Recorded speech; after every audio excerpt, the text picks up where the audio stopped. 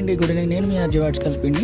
ఈరోజు మన కళాశాలలో జాబ్ ఫెస్ట్ అనేది కండక్ట్ చేయడం జరిగింది. దానికి సంబంధించిన ఈ వీడియో అండి. నేనైతే మార్నింగ్ 8:30 కల్లా వచ్చేసాను. దానికి సంబంధించి హెల్ప్ డెస్క్ రిజిస్ట్రేషన్ సెంటర్ కూడా రెడీ చేశారు.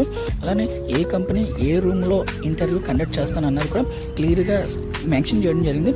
నేను కూడా నెమ్మదిగా కాలేజీ లోపలికి వెళ్ళి చిన్న మానిటరింగ్ చేద్దామని వెళ్ళాను. అలా నెమ్మదిగా అలాగే మన బుద్ధ భవన్ వైపు వెళ్తే అక్కడ కూడా ఈ రూమ్స్కి సంబంధించి అరేంజ్మెంట్స్ మన పిల్లల సహాయంతో మన బాటనీ స్టాఫ్ అయితే నిర్వహించడం జరిగిందండి.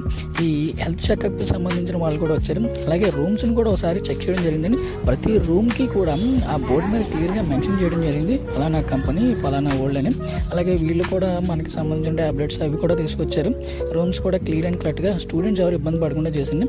అలాగే నెమ్మదిగా బయటకు వచ్చాక మన స్టాఫ్ అయితే రావడం జరిగింది.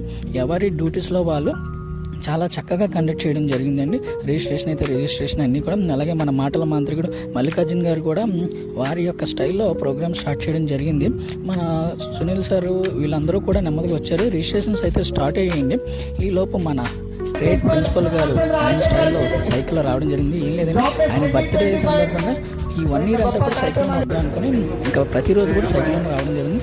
ఇలా రూమ్స్లో కూడా చూడడం జరిగిందండి. ఇంటర్వ్యూస్కి సంబంధించి అన్నీ కూడా వాళ్ళు రెడీ చేసుకుని జరిగింది. స్టూడెంట్స్ రావడమే లేదు.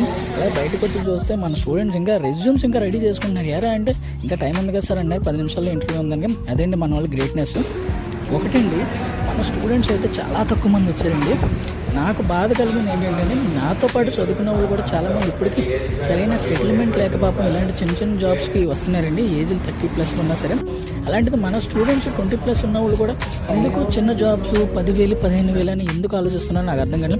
బయట ఉన్న కాంపిటీషన్కి ప్రజెంట్ ఏ జాబ్ ఉంటే ఆ జాబ్లో జాయిన్ అయిపోయి దాన్ని బట్టి బేస్ చేసుకొని ఇంకా హై గ్రోత్కి వెళ్ళడం అన్నది ఎందుకు ఆలోచించట్లేదో నాకు అర్థం కాదు. అందరూ కూడా ప్రతి ఒక్కరు ఈజీ మనీకి అన్నది అలవాటు పడిపోయారండి. సో స్టూడెంట్స్ అందరూ కూడా ఆ మైండ్లోంచి బయటకు వస్తే బాగుంటుంది. అలాగే మన ప్రిన్సిపల్ గారు కూడా వచ్చి ఒకసారి చిన్నగా మానిటరింగ్ చేసుకున్నారు. నేను కూడా నెమ్మదిగా ఒక్కొక్క రూమ్లో ఏంటి ప్రోగ్రామ్